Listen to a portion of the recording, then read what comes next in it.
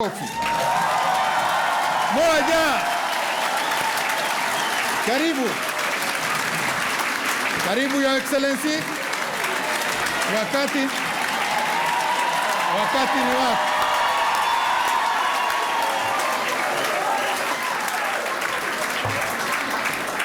Asante sana ndugu yangu Mheshimiwa Chiaba, seneta wetu wa Lamu. Karibuni tuketi wenzangu. My fellow Kenyans, ladies and gentlemen, I am pleased for this opportunity to meet you during my short working visit to the United Kingdom. And at this juncture, let me thank Ambassador Ngare and his team at the Kenyan High Commission for facilitating this meeting with very short notice. So thank you, Ambassador Ngare. I also would like to thank all of you for, at very short notice again, coming out and turning out in such huge numbers. Asanteni sana kwa hiyo heshima.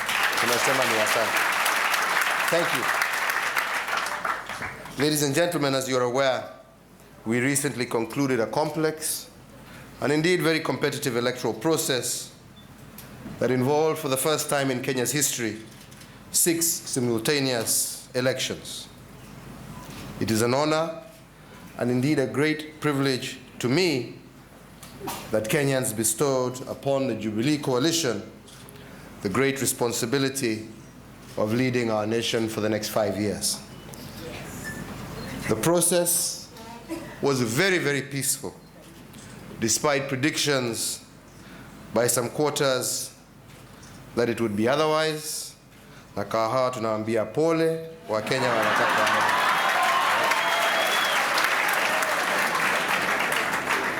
Ladies and gentlemen, the elections are now behind us. Yes. And all Kenyans, irrespective of who they voted for, must resolve now to work together for the good of our beloved nation. Yes. We will therefore work together with all, including the opposition, in uniting Kenyans and in taking our country to the next level of development. However, I want to be clear that when we say we will work with all Kenyans, including the opposition, that does not mean that we intend to compromise the ability of the opposition to play their rightful role of holding the government to account. Ladies and gentlemen, Kenya is now under a new constitutional dispensation. We have a duty as a government to protect and implement the wishes of Kenyans as embodied in the Constitution of Kenya 2010. In this regard, most importantly, amongst other things, my government is committed to implementing the devolved system of government. The aim of devolution is to bring services closer to the people, ensure equitable development, and to facilitate participatory governance in which Kenyans at the grassroots level are involved in the decision-making process. As I stated in my inauguration speech, devolution is not a choice, but a duty that is demanded by our Constitution, and my government is committed to fulfilling this particular duty. Additionally, my government is committed to supporting the reform of various institutions as provided by the Constitution. As we all appreciate, the purpose of these institutional reforms is to promote transparency and accountability, entrench the rule of law and good governance in the country, and restore public trust and confidence in our institutions. Ladies and gentlemen, for us to achieve the goals of Vision 2030, my government is committed to ensuring a double-digit economic growth rate. This will require a combination of consistent and well-thought-out policies, as well as the accountable and prudent utilization of the available resources that we have. It is indeed my government's intention, and my government will build on the achievements of the previous government in all sectors, including further expansion of infrastructural development as you heard Senator Shiaba saying, the scaling up of energy generation to match the needs of our growing economy. And in particular, my government is very keen on creating an enabling environment for the private sector to thrive as the engine of growth of our economy. We recognize that our economic success and that of our neighbors is premised on the prevalence of peace and security in the region. Kenya is in this regard working with IGAD and the International Conference of the Great Lakes region, the African Union, and indeed the entire international community in ensuring peace in the Central, Eastern, and Horn of Africa regions. My government is also resolute on eliminating all agents of terror that threaten peace in Kenya, and this is one of the main reasons why Kenya sent its forces to Somalia. The aim of my visit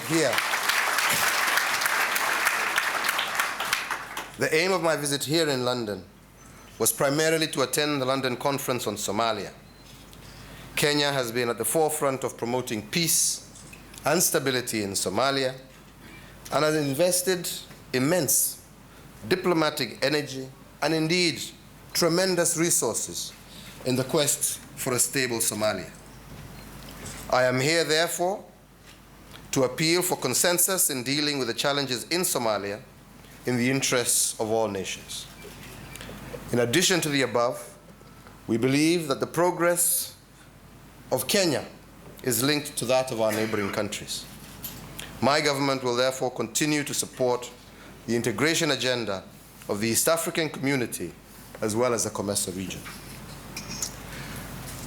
Ladies and gentlemen, the government is committed to protecting the rights of all Kenyans and even those living abroad. I am encouraged to note that the Kenyan diaspora has now been afforded the rights and obligations of Kenyan citizenship as well as the right to vote by the Constitution of Kenya 2010. And I want to take this very early opportunity to assure you that my government is committed to implementing the rights conferred to the Kenyan diaspora by the Constitution. Let me say that it is regrettable that the diaspora, with the exception of those in the East African region, did not enjoy their constitutional right to vote in the last general election.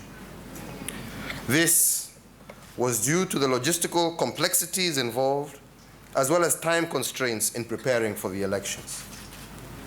I, however, wish to assure you that though this Constitution provides you and provides all of us with the ability for progressive implementation of this right, my government will ensure that the IEBC will be better prepared and resourced to enable the Kenyan diaspora enjoy their voting rights in the next general election.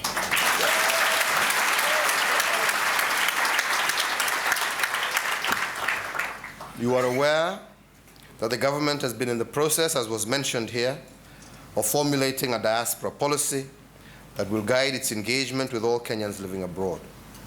This is aimed at forging effective synergies for involving the diaspora in Kenya's national development agenda while meeting their needs and expectations in a mutually beneficial relationship.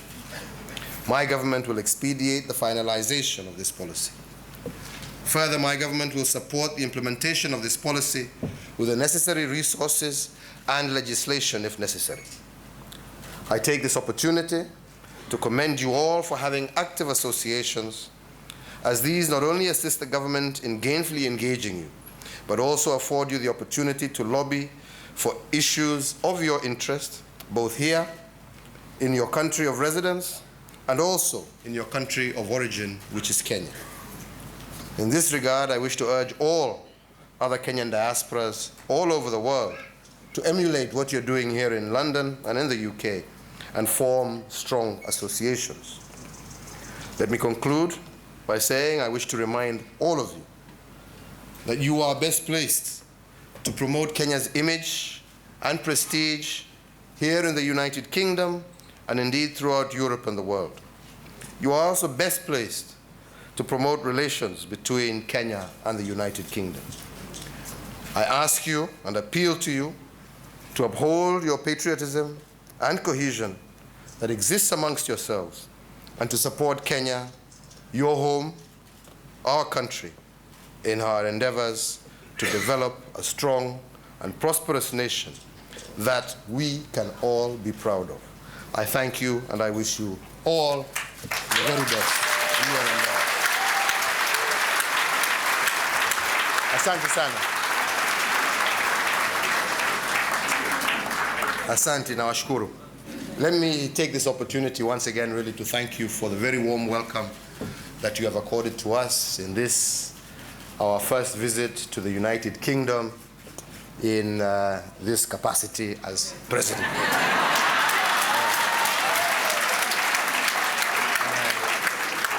I want to say I truly appreciate.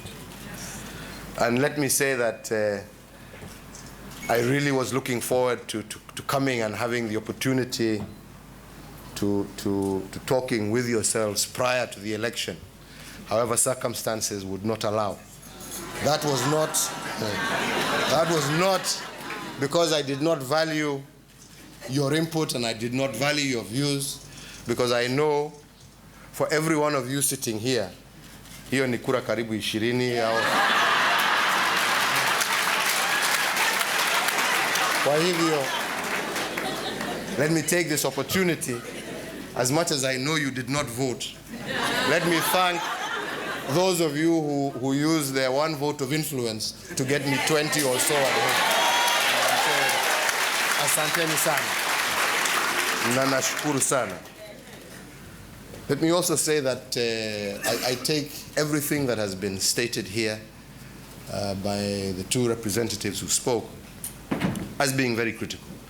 The diaspora has played, is playing, and I believe can continue to play a very critical role in helping us achieve our developmental agenda as a nation. And indeed, as the councillor did say, I think a time has come for us also at home to recognize that you are serving your nation not only through the great remittances that you send, which we very warmly await every month, but I also believe that you can play a much greater role. Yes. You are here as men and women of distinction who have left your home countries, settled in a foreign nation, but you've been able to excel even amongst your peers here, which therefore means that indeed you can greatly contribute to the development of our nation. There is no question and there is no doubt in my mind about that. And what we need to do is to ensure that together we work and develop and create a framework that facilitates you rather than hinders you to play that role in our country. Yeah?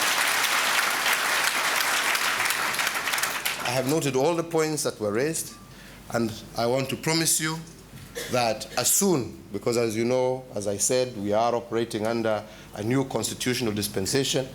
We have appointed or nominated our cabinet secretaries, but we must wait for Parliament to do what they need to do as is required by law. So as of now, you know, the only minister I have in my cabinet is the Honorable Attorney General, who is right now a bit of a what? He's my Minister of Foreign Affairs when necessary, my Minister of East African Community, depending on the situation. So he's been adopting all that. So we're really hoping that indeed, in a very short time, Parliament will be able to do what is necessary and pass those names.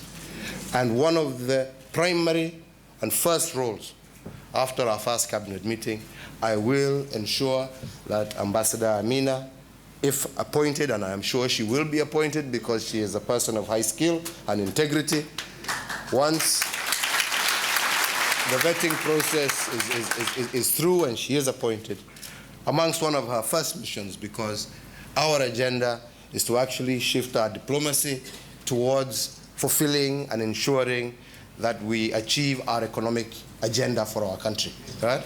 And that was very clearly stated in our manifesto.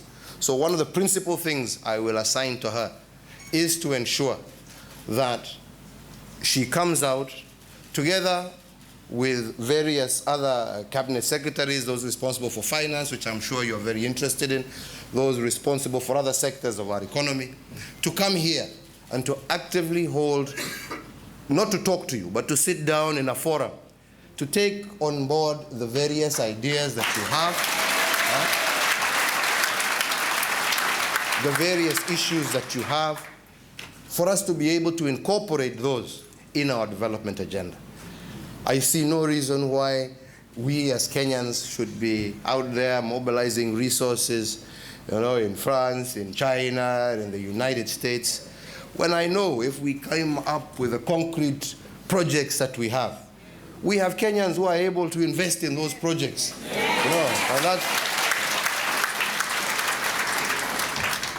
And that's what we would like to see happen, because that return, that ultimately, because when we go and borrow this money, we're not getting it for free. We're going to pay it back.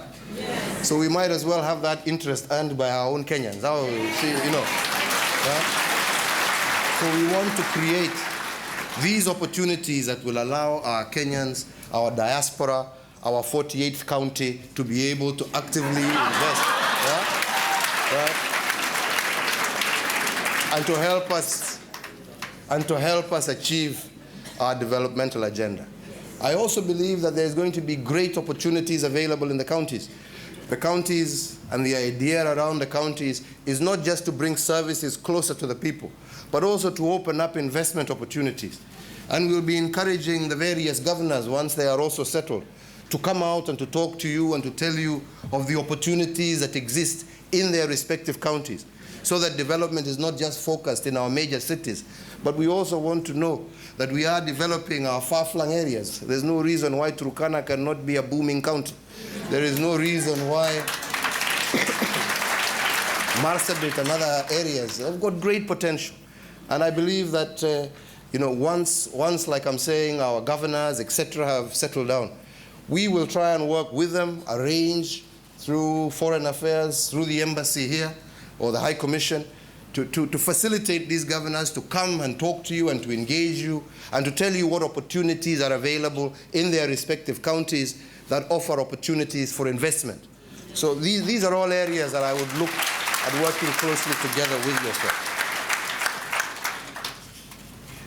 Let me also say that I do agree that we have a great deal of expertise that is available here. And we are also wanting that the new offices that we create are interactive. So it's not that it's only when we travel that we get an opportunity to engage with you. So I therefore take on board, and I accept that offer of us, and I will create an office in the office of the President that will be specifically to deal on a day-to-day basis with our diaspora, so that we are engaging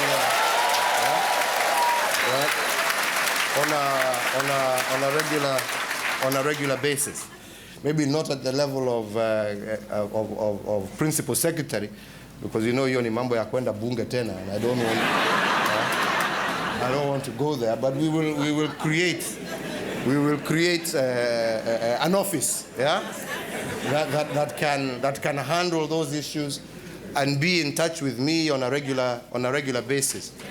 And given the fact that so that we are able to have somebody who we are conversing with on a regular basis. And since Councillor Elizabeth already has a job representing a council, maybe Sam, you can consider yourself a job if you're looking for one. One is available. Kuna kazi. Kwa hivyo unaweza ufikirie hiyo ndio we start, and we get ourselves moving. I think, let me conclude by saying that Kenya is a great country. I don't believe there is a country greater than Kenya in this whole world.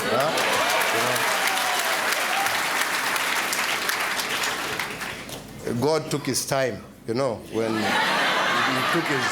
he took his time when it came to Kenya. And really, all that is required is for us as Kenyans to join hands and make Kenya what it truly can be, the greatest nation in the world. And I believe it can be. What we need to do is to unite as a people, to recognize that it is through working together that we can individually and collectively achieve our goals. If we are able to look at ourselves first and foremost as Kenyan, and that is the greatest thing about the diaspora, because you people look at yourselves as Kenyans first. Yes. You treat each other as Kenyans first. Yes. And this is the spirit that we want to enter into every single Kenyan. Yes. The realization that by working together, we will achieve a lot more than by trying to put ourselves into little different tribal cocoons that are going to get us nowhere. You know? What we need is to grasp the full talents of our people, and to harness them to make Kenya great and to bring prosperity to all our people. And I believe that that's something that we can all do together. Lastly, you also, as I said in concluding, are really the face of Kenya. It's very unfortunate that we have this stereotyped view, not just of Kenya, but of Africa, you know, as this dark continent, as this continent that is lost, is hopeless, you know. And yet, you know, like I'm saying, and we are all agreeing, it's God's home, you know. Yeah? Yeah?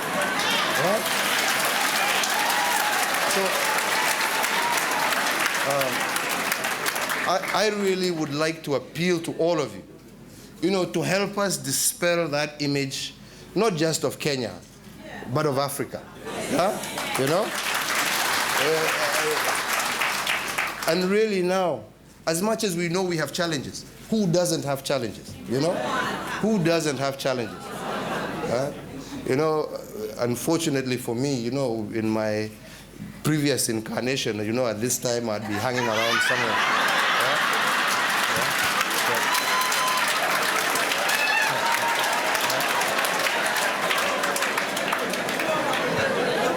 Now those opportunities,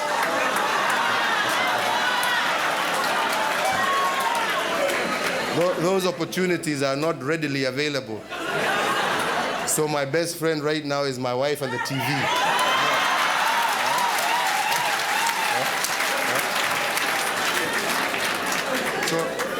So when you watch the news, you know, on a regular basis, which is what I've been doing for the last, you see all sorts of, you know, children being abducted, I don't know, children missing, all sorts of problems here. Then you keep wondering, these people have more problems than we have back at home.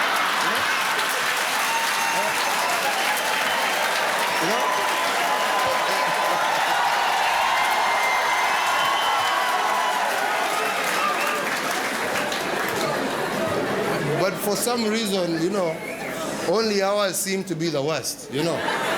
So really, I look forward to you as Kenyans, as people who know Kenya, to help us sell this image of Kenya and Africa, really as a rising continent, as a nation of opportunities, as a, you know, as a place of hope, you know. And we will look at you as being our ambassadors in that particular mission, right? So let me once again say thank you for turning out in such large numbers. Let me say that I'm looking forward to working together with all of you into making Kenya, as we have said, the greatest place to be.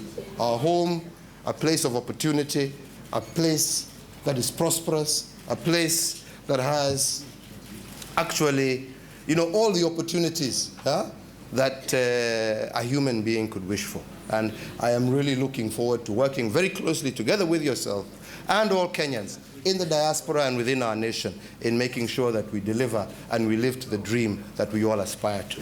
God bless you, and thank you very much for being with us.